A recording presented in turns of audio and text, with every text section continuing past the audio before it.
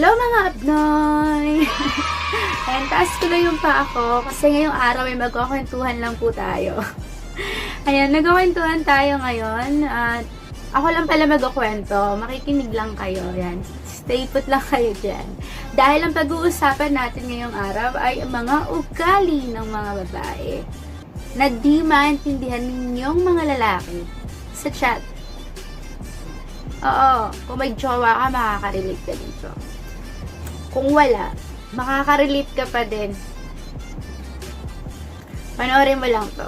Makaka-relate ka.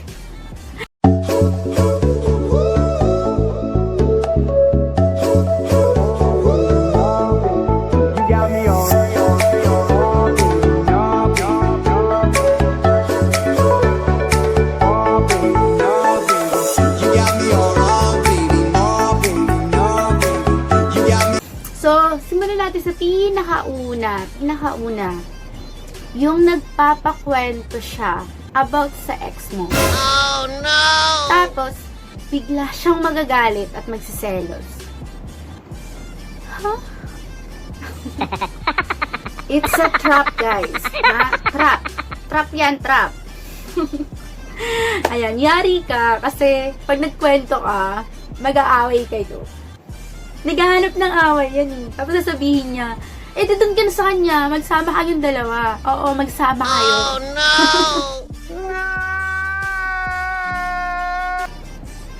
Hindi. Ano lang yan eh.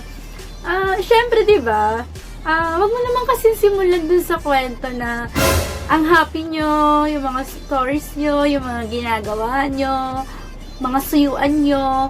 Huwag mo yan ikwento kasi talagang magko-compare yan. Magka-calculate yung utak niyan bigla, tapos sasabihin niya, oh, hindi mo to ginagawa sa akin. Tapos ginagawa mo pala to sa kanya.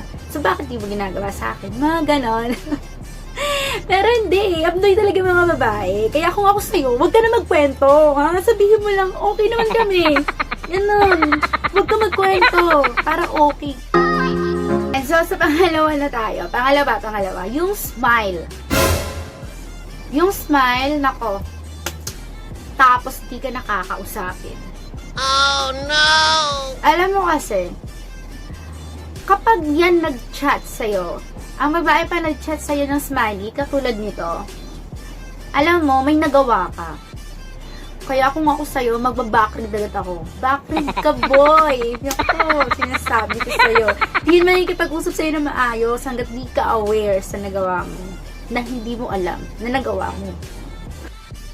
No! God, please, no! No! No! Baka kasi may natuklasan yan. Yahala ka, yari ka. Backread ka. Tapos sabihin mo, bakit smile? Oh, may problema ba tayo? Ganon. Kasi kapag smile yan, matik na. Mag-backread ka. Mag-backread. Pangatlo na tayo,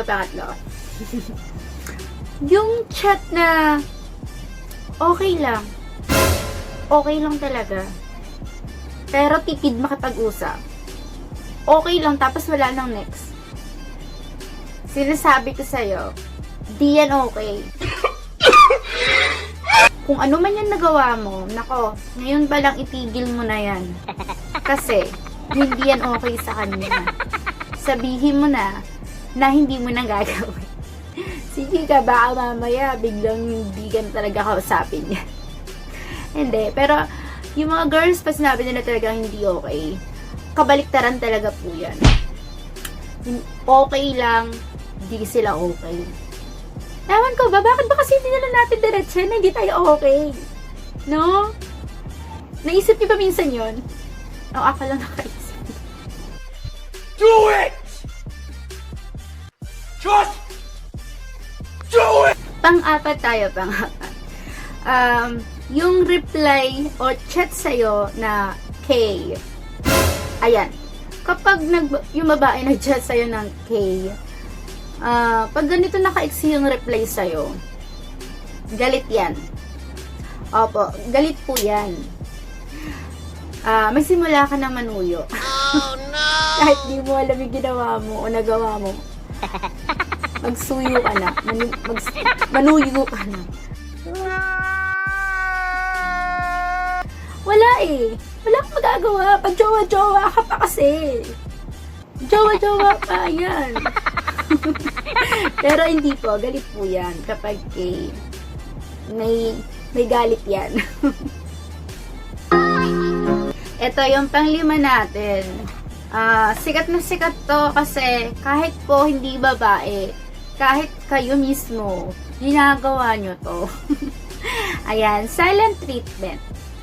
Ito silent treatment, ito yung mga scene lang or worse, hindi ka talaga kinakausap. Kahit alam mo naman na online siya or active siya, hindi ka talaga niya kinakausap. Oh Ayan. no! Pero alam niyo yung most common cause? Most common na dahilan ng mga yan ay yung may nagawa ka na hindi niya nagustuhan, tapos hindi ka naman aware dun sa nagawa mo. So, feeling niya dapat malaman mo o ma-realize mo. Kaya binibigyan kanya ng silent treatment. Kaya mag-backread tayo. Stop it. Get some help. Ayan guys, so yan po yung 5 sample ng mga chat ng mga babae na hindi nyo maintindihan kung ano ba talaga yung meaning niya behind dun sa mga chat na yan. At kung sa mga payo ko, sa mga kapwa ko babae na nanonood nito ngayon, kung meron man, ayan na, let's be more vocal. Since madalas nga may mga lalaki talaga, karamihan halos, na wala talagang idea sa mga ugali natin, mga sapak natin. May pagkakataon talaga na tuyuin tayo. Ayun, at tapos lagi nga nilang sinasabi na hindi sila manghuhula. Ayun. So, para naman po sa mga lalaki, guys, be more sensitive. Ayun, siguro, pangunawa pa. Dagdag pa na pangunawa kasi mas emotional talaga kami mga babae. Madalas talaga dumadating sa point na hindi tayo nagkakaintindihan. At aminin nyo na, hindi yan babae kung wala yung sapak. Yes. Ayan na. Kaya nga, isang payo galing sa inyong abnoy na lingkod. Yung mga papasok sa isang relasyon o yung may mga karelasyon na mag-compromise po kayo na dapat sinishare nyo yung nasa isip yung dalawa, huwag nyo nang itago para hindi maipon tapos hindi pagmula ng away. So, pag-usapan na agad para maayos nyo na. Ayun, makinig sa bawat isa. Let's each other speak before argue. Ayan, bukod sa love, trust, the key to a healthy relationship is communication. Sabi nga ni Boiling Waters, tatandaan nyo to, para maging okay yung relationship nyo, mga relasyon nyo sa mga jowa nyo, mga boyfriend nyo, mga asawa nyo, mga fiancé nyo, kung ano mang meron kayo dyan, fight well, fight healthy.